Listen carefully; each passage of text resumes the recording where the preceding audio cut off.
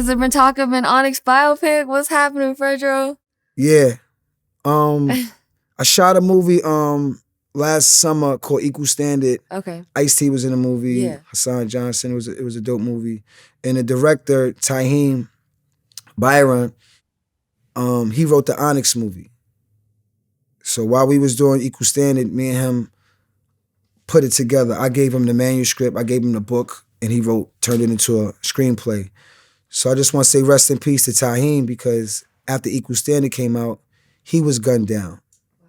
You know what I'm saying, in Queens. And but he left that script. We have that script together. So we're pushing to get the movie made. It's called Slam, Let the Boys Be Boys, and it basically centers around Onyx's first album, Back the Fuck Up. You know what I'm saying? Because we've been doing this for 30 years, so we didn't want to put everything in one script.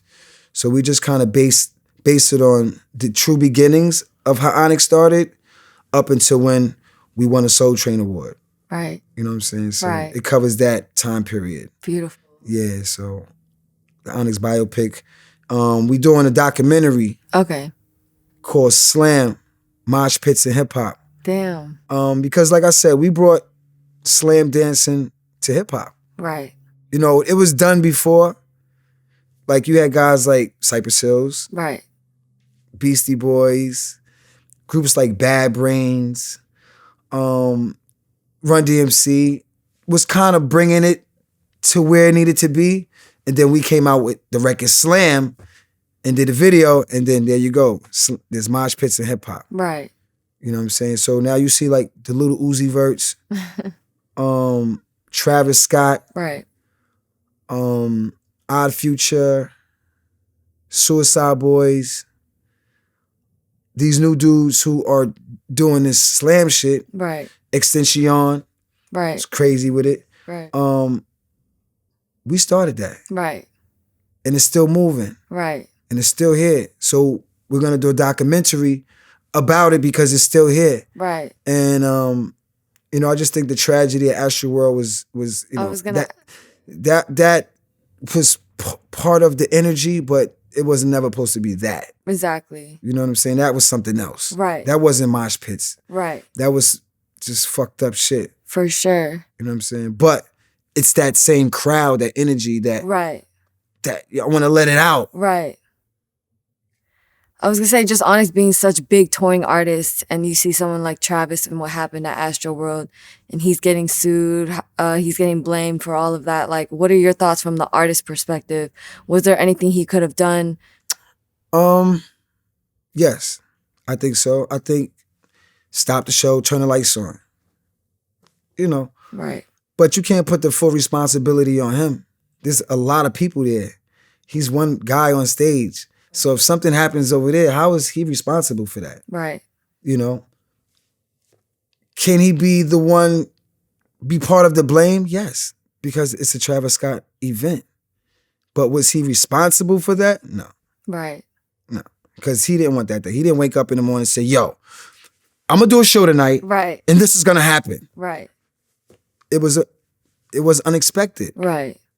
It wasn't, he didn't plan that. Nobody wants that. Right. You know what I'm saying? But it was his show. For sure. So he's, you know, how they say it's a gray area. Right. Definitely. I was gonna ask, just back to the biopic question, who's gonna play you? Who's gonna play Sticky Fix? I don't know. I think I would want to cast some new guys. Okay.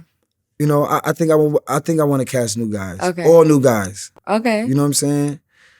But I don't really want to throw no names out there. Okay. I was gonna say, what do you think of the Wu-Tang series on Hulu? I ain't watch it yet. Oh, okay. I don't got time. But I love Wu-Tang. Yeah. But I haven't watched it yet. Yeah. I don't know if I want to say this. Say it. No, I'm not gonna say it. Oh, okay. But I'm gonna check it out. Okay. You know what I'm saying? Love Wu-Tang. Right. You know what I'm saying? Tell me after. Speaking of acting, you know, you actually, I think, acted, Michael B. Jordan's first ever acting role was in the 1999 film Black and White, which you were in. Who? Michael B. Jordan. He was in Black and White? He was teen number 2. He didn't have a name. Wow. Yeah, I think he was like Addiction? That was the name of the movie? Black and White. Oh, Black and White. Oh, that was a Wu-Tang movie. No, it was? Yes. Oh, okay. I think they had something to do with that. I think Power had something to do with that for sure. Right. You didn't know he was on set with you? No. Like you said, he was a teenager. He was 12. Yes. He was in it, but we was on the set wilding. Really? Yeah, it was it was a hip hop movie. Right. Yeah, Black and White. Yeah. Right. I think Power from Wu-Tang had something to do with that. Oh, okay. Yeah. Got you. Yep. What are your thoughts on Michael B. Jordan becoming one of the biggest actors in the world? Dope. We was doing The Wire. I was in The Wire. I played Bird. And we were going to the, from the hotel to the set. And we were in the van. I was in the van with Michael B. Jordan. I think he had his mother with him. Oh, wow. And I was, light conversation. Yo, what's your name, shorty? He said, my name is Michael B. Jordan. I said, you got a good name. I said, you picked a good name. You know what I'm saying? But he made sure the B was there. Right. And he was a good kid, man. You know what I'm saying? And to see what he's become is amazing. Great actor. I was gonna ask. I liked him in, I think it was called Fruitville Station. I like that one. That was a great movie. For sure. His emotions were, what's the word? His emotions were raw. Right. Like when I was in Strap, it was like new. Right. You know what I'm saying? It was new. Like when you your first movies are like, I think, but yeah, he's a good actor. He's a great actor. And he's turned himself into a leading man, you know what I'm saying? From Teen Number 2. Right. Which is ill. Right. Thoughts on him dating Lori Harvey? Hey, live your life, young brother. Right. I'm saying, what's my thoughts? Like, what am I supposed to think about that? Like, I don't care. Do your one too, nigga. Right. That's funny. Marshala Ali is the new Blade. What do you think of him playing that role? He's dope. Great actor. I think Sticky Fingers played Blade. In the TV series? The TV series. Right. I thought he did a great job. But Blade is a black motherfucker. Blade is a black nigga. You know what I'm saying? Like Wesley. Yeah. Wesley dark. Right.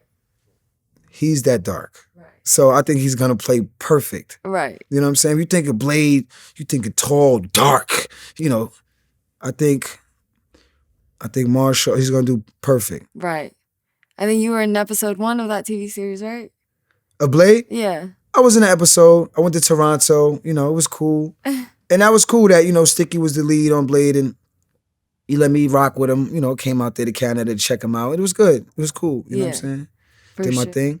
Yeah, shout to Canada. That's funny. Was Save the Last Dance the biggest film you were in? Box office wise, probably yes. Okay. I mean, like budget wise, no. I think Torque probably was like budget wise, like Torque with Ice Cube. And director was Joseph Kahn. Oh, okay. One of the greatest directors. Right. That was a big budget movie. Wow. Like $100 million budget, $100 million crazy shit. Damn. But they spent like most of the money on CGI and shit. You saw that shit? That shit looked like a video game. Yeah. But yeah, Save the Last Dance was it's one of those movies. It's like a classic. The black guy with the white girl, hip hop. It just kind of just made it. It was a classic. It did like over 200 million in the box office. Wow. I don't know. To this date, could be over that. Right. But it was one of those movies. What are your fondest memories just from the shooting? We were shooting in Chicago, and it was fucking freezing. That's how I found out Rolling Loud. Yo, we was in It was freezing in Chicago shooting that movie. Damn. But I was moving with one of the illest niggas in Chicago while I was shooting that movie. You know what I'm saying? This dude lived in my building. This nigga had the purple Mercedes-Benz TV. I mean, this shit was crazy. Yeah. So I was like, yo, who's this nigga that live in my building? So the doorman hooked us up. So when I met the dude, he was a street nigga from Chicago, but he was living in the building that all the actors were staying at. The rent was like $5,000 a month, some real shit. Wow. And me and him became real good friends. So while we was shooting the movie, I was going to the clubs. This nigga popping 30. I was wilding in Chicago shooting that movie because I was moving with Old Boy. Right.